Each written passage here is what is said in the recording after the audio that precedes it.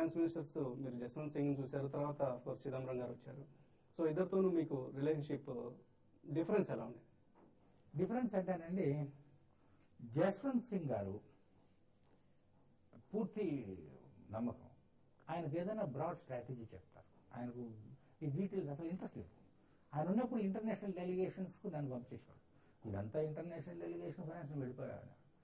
నేను స్ట్రాటజిక్ గా సో ఒకటి చెప్పాను, నేను జాయిన్ అవుతాను. మనకు రిజర్వ్స్ కావాలి, నేషనల్ ఇంట్రెస్ట్ లో రిజర్వ్స్ కావాలి. అప్పుడు 60 బిలియన్ ఉండిందండి. 60 బిలియన్ నేను సెప్టెంబర్లో జాయిన్ అయ్యాను. 60 బిలియన్ ఉంటే నాకు 100 బిలియన్ కావాలి ఇంకొక మార్చి ఏప్రిల్. మీరు భయపడదు సార్, మీకు మార్చి ఏప్రిల్కి ముందే తెప్పిస్తాను, 100 బిలియన్ నో ప్రాబ్లం అన్నాను. ఫిబ్రవరికి వచ్చేసింది 100. నేను వచ్చేది కూడా 300 పైన వచ్చేసింది. అట్ వన్ స్టేజ్ 1 బిలియన్ లేదు మన దగ్గర. అండ్ స్టిల్ మన అప్పు same, national debt I kept same anyway. So ఆయనది ఏ విషయం అయినా కూడాను డీటెయిల్స్ ఇవ్వరు, ఫుల్ సపోర్ట్ ఇస్తారు, కానీ స్ట్రాటజిక్ గా చేస్తారు. ఇన్ఫాక్ట్ మన ఓవర్సీస్ ఇన్వెస్ట్మెంట్స్ చూసారా, ఇప్పుడు మన కంపెనీస్ అంతా టాటా స్కోరస్ కొనడము, అది ఆయన డెసిషన్. ఆయన డెసిషన్ ఆన్ మై రికమెండేషన్. ఆయన ఫుల్ బ్యాకింగ్ ఇస్తారు. మంచి ఐడియా అని తోచినది ఫుల్ పై డీటెయిల్స్కి వెళ్ళరు. చిదంబరం గారు ఒక ఇంటలెక్చువల్, మరి ప్రతి విషయము ఒక డిస్కస్ చేస్తారు, తర్జన భర్జన చేస్తారు. ఆయన దగ్గరికి వెళ్తే లాయర్ మాదిరే ఫైల్ పెడతారు. సో జస్వంత్ సింగ్ గారి దగ్గరికి వెళితే ఒక 5-10 నిమిషాలు ఏమిటి అని అడుగుతారు. బ్రాడ్ ప్రాబ్లం ఏమిటి, నీ సజెషన్ ఏమిటి, సరే మంచిదే, లేకుంటే ఇది అయిపోయింది. ఈయన దగ్గరికి వెళ్తే గంట. కానీ అది ఈయనతో కూడా ఒక ఎక్సైట్మెంట్. ఆయన ఎప్పుడు గ్రోత్ దెబ్బతింటుందని ఆయన భయం. ఇన్ఫాక్ట్ మీకు ఆయనకు మధ్యలో ఎక్కువ ఘర్షణ జరుగుతుంది అన్నట్లుగా మీడియాలో ఎక్కువ వార్తలు వచ్చేవి. అంటే ఆయన గ్రోత్ ఓరియంటెడ్ గా ఉండేవారు, మీరు స్టెబిలిటీ కోసం. ఉండాలి కదండి, బ్యాలెన్స్, చెక్స్ అండ్ బ్యాలెన్స్ ఉండాలి.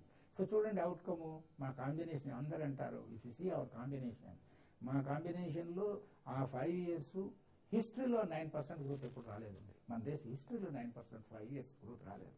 ఇన్ఫ్లేషన్ 5.5% యావరేజ్ పెట్టాం, హిస్టరీలో లేదు 5 years average 5.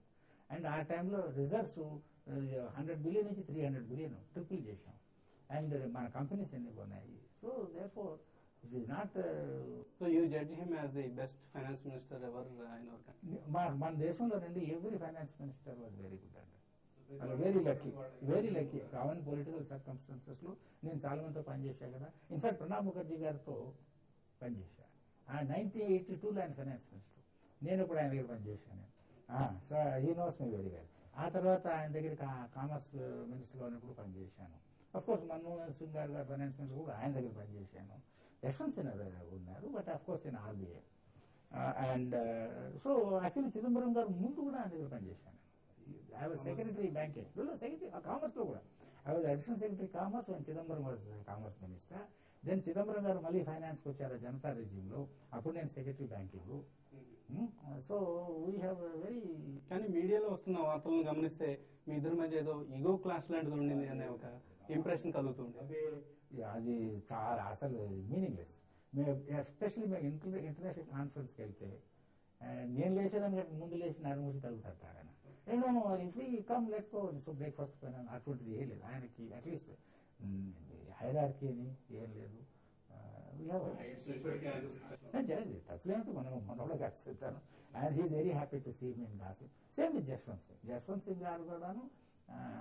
Actually after finance minister అయినాక నేను ఆయన దగ్గరికి ఎప్పుడు వెళ్తే కూడా హాఫ్ అన్ అవర్ మాట్లాడుతాను. మన్మోహన్ సింగ్ గారు న్యాచురలీ ఆల్ త్రూ ఆయన ఎక్కడున్నా, ఎంపీగా ఉన్నా ఎక్కడున్నా కూడా. ఇన్ఫాక్ట్ ఆయన ఒకసారి మా ఇంటికి వచ్చినా, నేను లేను హైదరాబాద్ లో, వాషింగ్టన్ లో ఇంటికి వచ్చినారు. Very close that way. ఇప్పుడు కాదు, ఇప్పుడు కోర్స్ మీట్ ప్రొఫెషనల్. చిదంబరం గారు నవ్వే అనేవారు, అయ్యా ప్రైమ్ మినిస్టర్ నీతో ఉంటే హ్యాపీగా ఉంటారు, ఎందుకంటే మీ సబ్జెక్ట్ మీరు మాట్లాడుకుంటారు, ఆయన పాలిటిక్స్ అంటే ఆయన అంత కంఫర్టబుల్ కాదులే అని. సో యశ్వంత్ సిన్హా గారు అయితే అందరూ నన్ను వేయడం అని అంటారు. Those people with whom I work before closely. It's a differences అంటే let me put it this way. The difference is Yashwant Singh వాళ్ళు అదే పొలిటికల్ ఆస్పెక్ట్స్ మాత్రం చూసేవారు. చిదంబరం గారికి ఫైనాన్షియల్ మార్కెట్స్ బాగా తెలుసు. So there was a discussion on strategy. ఆయన more market, stock markets oriented అని కూడా ఒక వెర్షన్ ఉంటుంది. ఆ డేస్ లో అందరికీ అదే బిలీఫ్ ఉండేది కదండి, ప్రపంచం అంతా అదే బిలీఫ్ ఉంది. సో నాది ఏంటో వీడు పూర్వకాలపు మనిషి అనుకోవడం అప్పుడు. సో తిరిగి ఫైనాన్స్ సబ్జెక్ట్ విషయానికి వస్తే ఆర్బీఐ ప్రారంభమై ఆల్మోస్ట్ 75 years అయింది.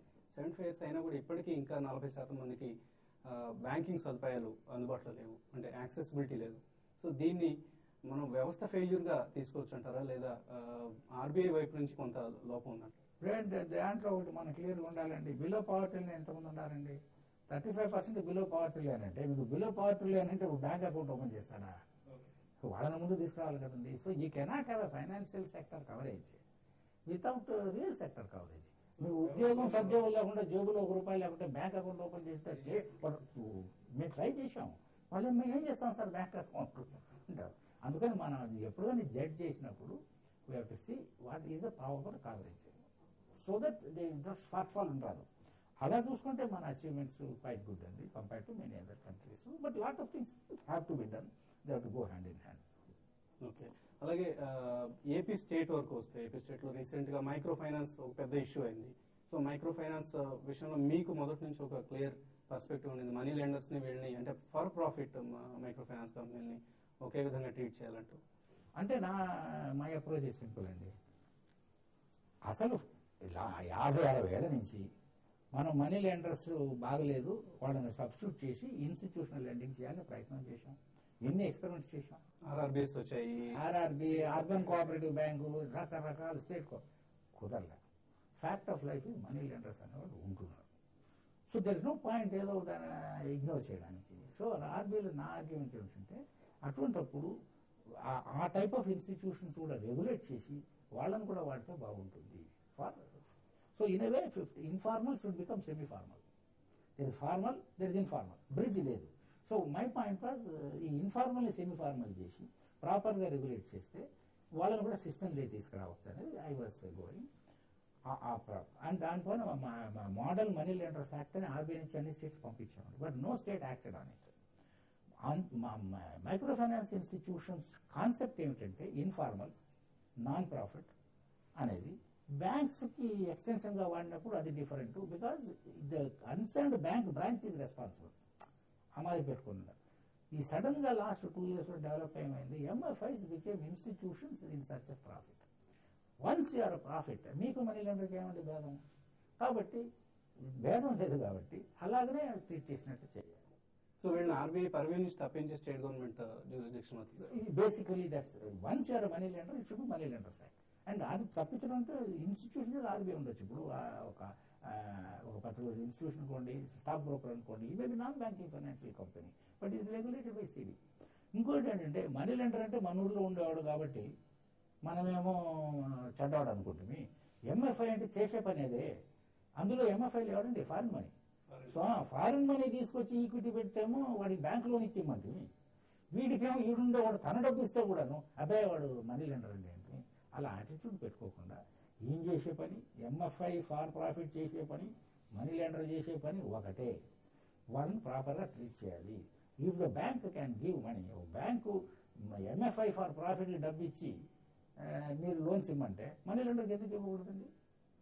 మనకు ఇంకా పక్కన ఉండేవాడే కదా. అందుకని my point is for profit MFI అనేది కాన్సెప్చువల్గా మనీ లెండర్ లాగానే, కానీ don't discriminate between people who are doing the same activity, but do regulate.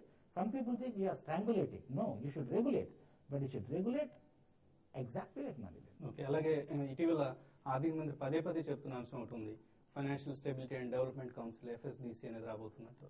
So ఇది ఒక సూపర్ రెగ్యులేటర్ గా అవుతుందన్న కన్సర్న్స్ ఉన్నాయి మార్కెట్లో. సో ఆర్బీఐ పవర్స్ కానీ ఆర్బీఐ స్వయం ప్రతిపత్తి కానీ ఏదైనా భంగం కలిగించే అవకాశం?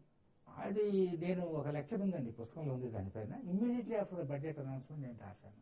Immediately after the budget announcement ఈ ప్రపోజల్ పైన లెక్చర్ ఉంది. ఖుస్రో మెమోరియల్ లెక్చర్, ఆంధ్రప్రదేశ్ ఆయన Ali Mohammad Khusro. I don't know whether మీ జనరేషన్ తెలుసో లేదో. ఆయన చాలా గొప్ప వ్యక్తి, economist, eminent economist, agriculture economist, finance commission chairman ఉన్నారు, మన అంబాసిడర్ వెస్ట్ జర్మనీ ఉన్నారు, మెంబర్ ప్లానింగ్ కమిషన్ ఉన్నారు. చాలా గొప్ప వ్యక్తి మన హైదరాబాద్ ఆయన. ఆయన మెమోరియల్ లెక్చర్ ఇంగ్లీష్ యూనివర్సిటీస్ ఇప్పించారు, దాంట్లో నేను కవర్ చేశాను. అప్పుడు నేను పాయింట్ ఏం చేశానంటే, మీరు ఏం కౌన్సిల్ పెట్టినా కూడాను ఆర్బీఐని అండర్మైన్ చేస్తున్నారు. ఆర్బీఐ ఇంపార్టెన్స్ను అండర్మైన్ చేస్తున్నారు, అటువంటి అభిప్రాయం ఇవ్వరాదు అని గట్టిగా చెప్పారు. అప్పుడే నాకు కొంచెం అనుమానం ఉండింది. అటువంటి అనుమానాలు ఇప్పుడు వచ్చాయి. సో ఆలోచించేదో చూస్తారనుకుంటాను. వారికి కూడా తెలుసు ఈ విషయాలు.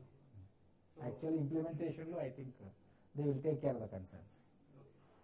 అలాగే మీ ఫ్యామిలీ లైఫ్ గురించి ఒకసారి. ఫ్యామిలీ నాకు నేను పెద్ద పార్టీలు గీటీలు కూడా అక్కడంతా పోయేది లేదండి. ఆఫీసు, ఎకనామిక్స్ చదువుకోవడం, ఇంట్లో. సో ఎంతమంది Sons and daughters?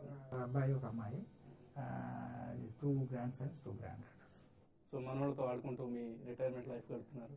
And book writing, lectures ఇవ్వడం లాంటి పనులతో కూడా బిజీగా ఉన్నారు. బిజీ ఏం లేదండి, full time unemployed, full time doing nothing. Full time doing nothing లో అడ్వాంటేజ్ ఏమిటంటే ఫ్రీడమ్ టు డూ ఎవ్రీథింగ్ ఉంటుంది.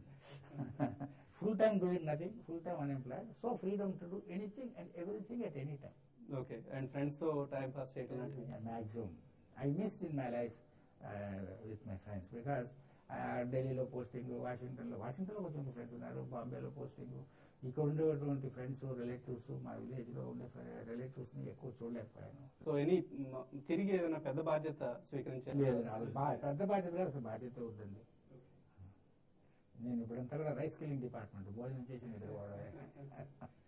So thank you sir. And I wish you write so many more books and మాకు ఆర్థిక అంశాల మీద అవగాహన కల్పించి ఇటువంటి బుక్స్ మరిన్ని మీరు తీసుకురావాలని ఆశిస్తున్నాం. And we wish all the best to your new book. Thank you sir.